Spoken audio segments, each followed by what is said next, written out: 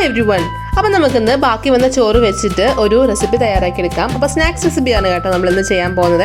അപ്പോൾ നിങ്ങൾക്ക് വേണമെങ്കിൽ നമുക്കിത് ബ്രേക്ക്ഫാസ്റ്റ് ആയിട്ട് നമുക്ക് ഉപയോഗിക്കാം കേട്ടോ. അപ്പോൾ നമ്മളിന്ന് ചെയ്യാൻ പോകുന്നത് റൈസ് ടോസ്റ്റ് ആണ് നമ്മളിന്ന് ചെയ്തെടുക്കാൻ പോകുന്നത്. അപ്പോൾ ഒരുപാട് പരിപാടികളൊന്നും ഇല്ലാതെ വേഗം ചെയ്തെടുക്കാൻ പറ്റുന്ന റെസിപ്പിയാണേ.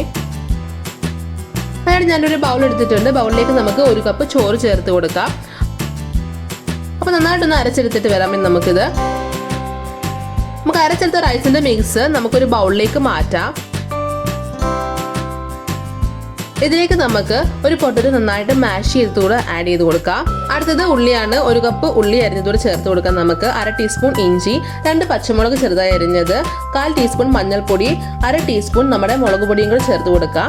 ഇനി നമുക്ക് വേണ്ടത് അരിപ്പൊടിയാണ്. 2 ടേബിൾ സ്പൂൺ അരിപ്പൊടിയും കൂടി ചേർത്ത് നന്നായിട്ട് മിക്സ് ചെയ്തെടുക്കാം നമുക്ക്. അപ്പോൾ പ്രത്യേകിച്ച് വെള്ളമൊന്നും ചേർക്കേണ്ട ആവശ്യമില്ല നമുക്ക്. കാരണം നന്നായിട്ട് തന്നെ ആ അരിയുടെ നമ്മുടെ ചോറ് അരച്ചില്ലേ അതിൽ തന്നെ വെള്ളമായി നമുക്ക് ധാരാളം മതിയാവും കേട്ടോ.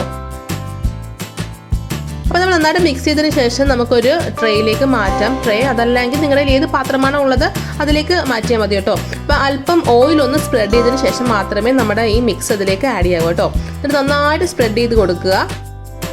ഇനി ബട്ടർ പേപ്പർ ഉണ്ടെങ്കിൽ അത് വേണമെങ്കിൽ നമുക്ക് യൂസ് ചെയ്യാമേ. അപ്പോൾ ഞാൻ ഈ കാണിച്ചിരിക്കുന്ന പോലെ തന്നെ ചെയ്താൽ മതി.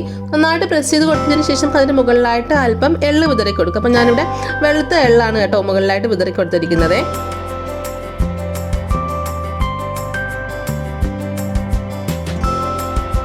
ഇനി നമുക്ക് ഫ്രിഡ്ജിൽ വെച്ചിട്ട് നന്നായിട്ട് ഒന്ന് തണുപ്പിച്ചെടുക്കാം. ഒരു 10 മിനിറ്റ് വെച്ചാൽ മതിയാവേ.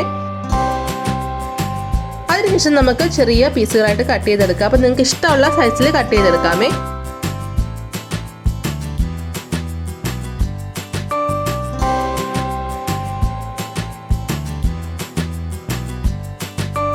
ഇനി നമുക്കൊന്ന് ടോസ്റ്റ് ചെയ്തെടുക്കാം. അതിനായിട്ട് ഞാനൊരു പാൻ എടുത്തിട്ടുണ്ട്. അതിലേക്ക് നമുക്ക് കുറച്ച് ഓയിൽ ചേർത്ത് കൊടുക്കാം. അതിനുശേഷം നമ്മൾ തയ്യാറാക്കിയിട്ടുള്ള നമ്മുടെ റൈസ് ടോസ്റ്റ് നമുക്കിതിലേക്ക് ചേർത്ത് കൊടുക്കാം. നന്നായിട്ടൊന്ന് ടോസ്റ്റ് ചെയ്തെടുക്കാം കേട്ടോ നമുക്ക്.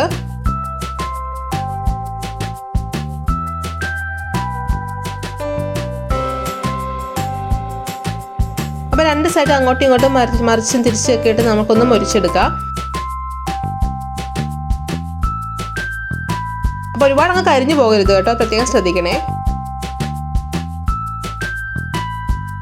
അങ്ങനെ നമ്മുടെ സൂപ്പർ ടേസ്റ്റി ആയിട്ടുള്ള റൈസ് ടോസ്റ്റ് റെഡി ആയിട്ടുണ്ട്. നമുക്ക് പാനിൽ നിന്ന് മാറ്റാം. അപ്പോൾ ഇന്നത്തെ റെസിപ്പി എങ്ങനെയുണ്ടായിരുന്നു? നമ്മുടെ റൈസ് ടോസ്റ്റ് അടിപൊളിയായിട്ടില്ലേ? അപ്പോൾ എല്ലാവർക്കും ഇന്നത്തെ റെസിപ്പി ഇഷ്ടപ്പെട്ടെന്ന് പ്രതീക്ഷിക്കുന്നു. അപ്പോൾ എല്ലാവരും ട്രൈ ചെയ്ത് നോക്കുമെന്ന് ഞാൻ വിചാരിക്കുന്നു. അപ്പോൾ വീഡിയോ ഇഷ്ടമായി കഴിഞ്ഞാൽ ലൈക്ക് ചെയ്യാനും ഷെയർ ചെയ്യാനും ആരും മറക്കില്ല കേട്ടോ. അപ്പോൾ ആദ്യമായിട്ട് വീഡിയോസ് കാണുന്നവരുണ്ടെങ്കിൽ ചാനലൊന്ന് സബ്സ്ക്രൈബ് ചെയ്തേക്കണേ. തൊട്ടടുത്തുള്ള ബെല്ലൈക്കൻ കൂടെ എനേബിൾ ചെയ്ത് കഴിഞ്ഞാൽ ഞാനിന്ന് വീഡിയോസൊക്കെ നിങ്ങൾക്ക് നോട്ടിഫിക്കേഷനായിട്ട് ലഭിക്കും. അപ്പോൾ ഒന്നും മിസ്സാവാതെ കാണാനും പറ്റുമേ. ഇതുപോലെ നല്ല നല്ല റെസിപ്പീസുമായിട്ട് നമുക്ക് വീണ്ടും കാണാം. അതുവരെ ബൈ, ടേക്ക് കെയർ.